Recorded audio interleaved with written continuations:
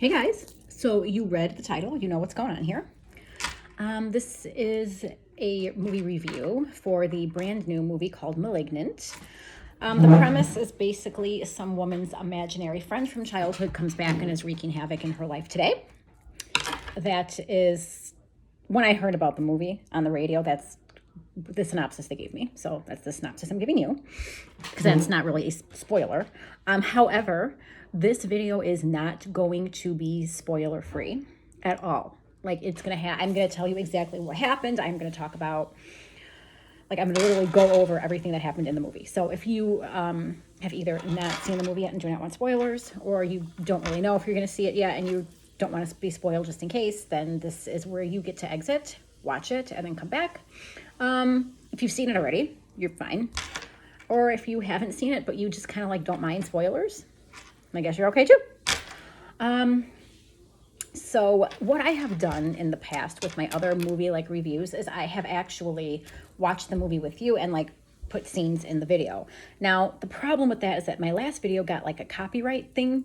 I don't know if it was because of one of the photos I used of the actors or if it was because of how many scenes I had in it. I don't know. So until I figure out what exactly made that happen, because that hasn't happened with my other ones, just with the last one, I am going to just kind of do it this way. And I watched it last night too. And so this is available if you have HBO Max. It is there. And it is also playing in theaters, I guess, depending on where you live. I don't know if all movie theaters are open all over the country still, but anyway, if they are, it's there too.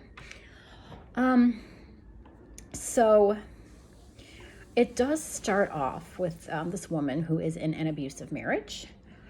Her husband pushes her, I believe is what happens, in the back of her head. She splits the back of her head on the wall.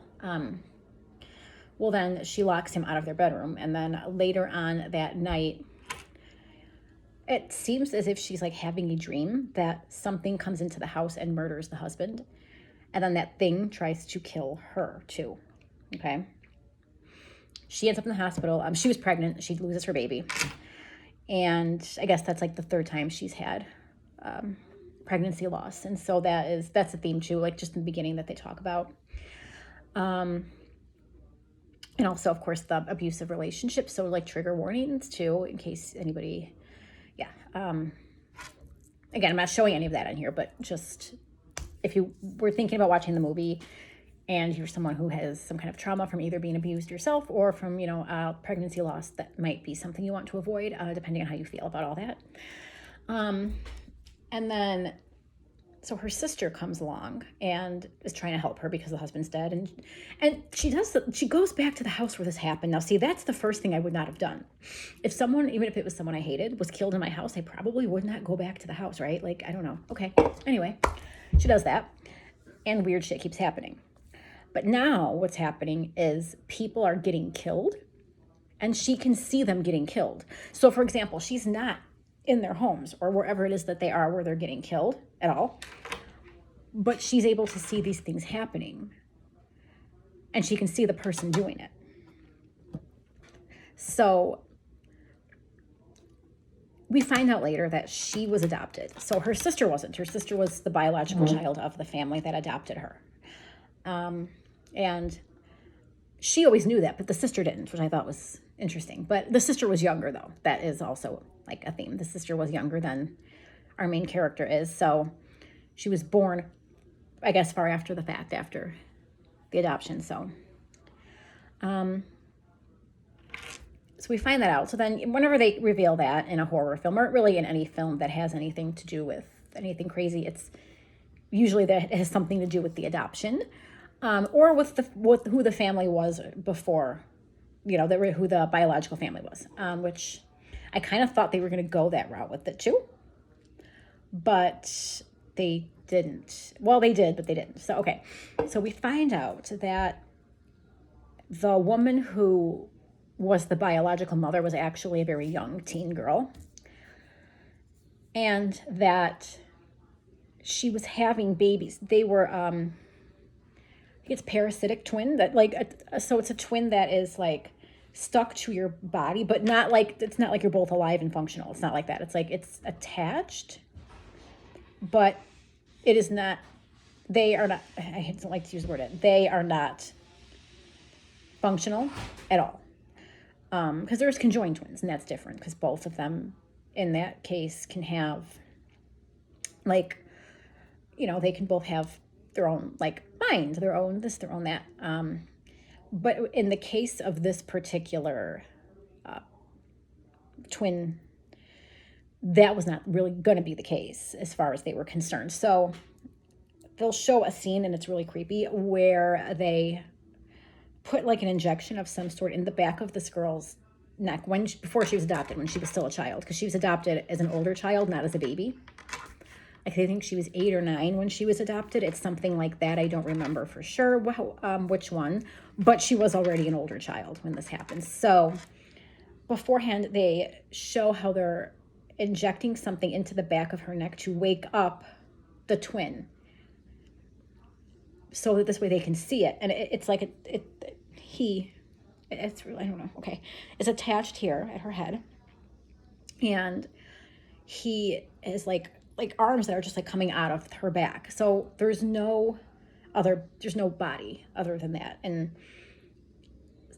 so even though he was alive, he wasn't. Like, there was no way that he would ever be a functional entity or part of society, really. So there's a team of doctors who decides to remove him, but they have to be careful, of course, with the brain to not kill the twin that is the one that is the survivor. Okay, so what they do is when they cut him off, they don't cut the part of the brain that was his brain off of the girl. They tuck it into her head. So basically, she has the brain of herself and the brain of her dead twin brother. So and I hear, so then I'm like, oh, okay, so they're kind of going with the like hide and seek, secret window. The villain is actually someone else's split personality type thing. Like, it's similar to that. And I'm like, that makes sense. Then it's her doing it, right? Like, you find out it's actually her doing it. It's her body anyway. But because she kind of has two different brains, and the reason that this happened, that he was woken up, Gabriel was woken up, was because when her husband pushed her and she hit her head, it cracked part of it there and woke up that other part of the brain. Makes sense. I'm like, well, I mean, again, it's like a sci-fi thing. So no, it doesn't, like, that would probably not happen, probably, right? But I'm like, okay, but see, that makes, like, that, okay, I could see how you could come up with that. That's something you can come up with. So I thought that was going to be as weird as it got. And I actually myself really do like that idea. I like that idea. The idea that it was a part of her brain that she didn't like actually know about that was actually causing these problems. But I talk a lot, so I need to drink, some Pepsi, because I'm a talker, guys.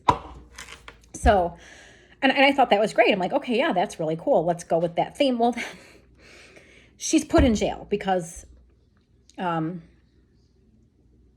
they find, I believe it's the biological mother's. The biological mother is trapped in her attic, in the woman's attic, because Gabriel put her there. And then she's in the hospital, and because Gabriel's angry, I believe that at anyone who got rid of him. That also makes sense, right? Well, so, but instead of going with like, well, it's just her committing these crimes and she doesn't remember doing it, they actually have it where the back of her head like opens up once in a while, and Gabriel's little face is there, and he's committing all the crimes. Like, it's actually like another face, kind of like if you've ever seen the first Harry Potter film, where I think it's that Professor Quirrell, he has like Voldemort on the back of his head.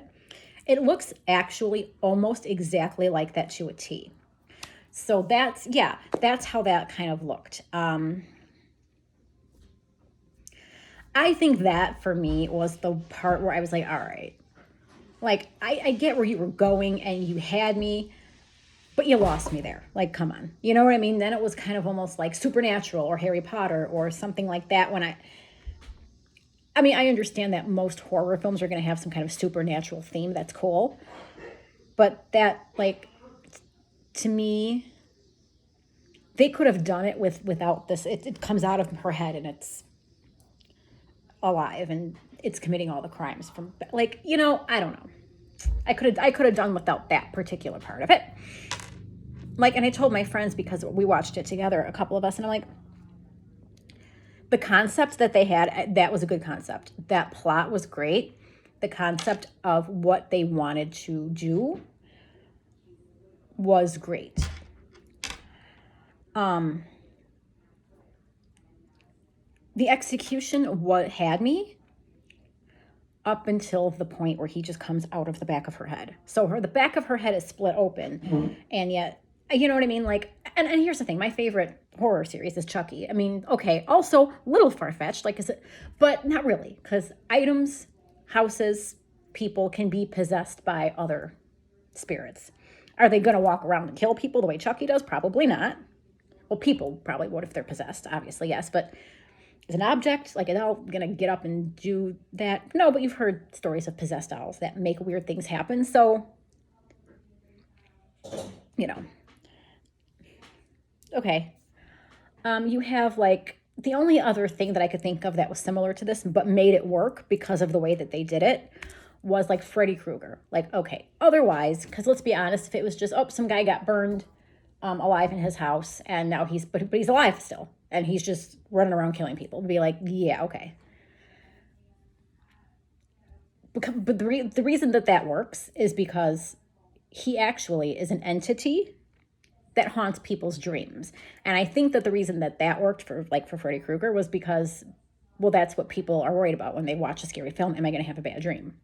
So that's how they made that theme work. It was like, okay, he's going to be dead because he was burned alive. And he's going to be all burnt and he's going to be running after people, but he's not. He's actually going to be in their dreams. Like, that was like a mind fuck, that, and it worked for that reason. This, and I'm not a writer, so it's like, I'm not trying to criticize necessarily what they did. I'm just giving like my actual opinion. I think that they have a really good concept here. I think that this, because it wasn't like Secret Window, it wasn't like hide and seek, you know, it wasn't the split personality necessarily doing it. It was a completely different person in a way, but the person that's part of this other person. So I liked that. I really did. I kind of want, if they can in the future, to have more movies that kind of play on that, because I really thought that was cool. I just think that the way in which it was executed was odd. But then at the end, she does learn how to control Gabriel, because she learns that that's who it is, like, that it's not an imaginary person, it's somebody who existed, who was part of her. She learns how to control him and keep him dormant now. So that's an upper, you know, that is a really good, a very good part of the movie. The actors are not super well-known actors, as far as I know anyway. I'm not going to, because I don't know what got copyrighted last time when I did this video, like one of these videos. So I don't want to like plug in photos right now, because I'm not sure if that's going to get copyright. I don't know. I didn't know. But the cast was good. They were all really good. Including, because they do flashbacks of when this woman was a little girl. The little girl who played her was really good too. The little girl that played the 15-year-old girl that was pregnant, she was really good. I mean, she's in one scene, but she was good. I mean, everybody really pulled their weight in this movie. And sometimes I know for horror films, it's like hit or miss with that, really. So that was one thing that was great. I thought that the set design was cool, because it took place in a house, but the house had like that creepy feel. But not to the point where it was like they were shoving that down your throat type deal. It wasn't like that. So I thought that was really cool. Whoever directed it, I thought they did a pretty good job. And the special effect, I mean, again, I'm not thrilled about the fact that there was a person coming out of her head, because but the special effects, I mean, they were actually not bad. So I have to give it that credit as well. 5 stars, I'm going to give it like 2.5. And again, it's only because for me, I felt like they had me and then they lost me with the whole, I don't know, the way that they executed it at the end kind of lost me a little bit.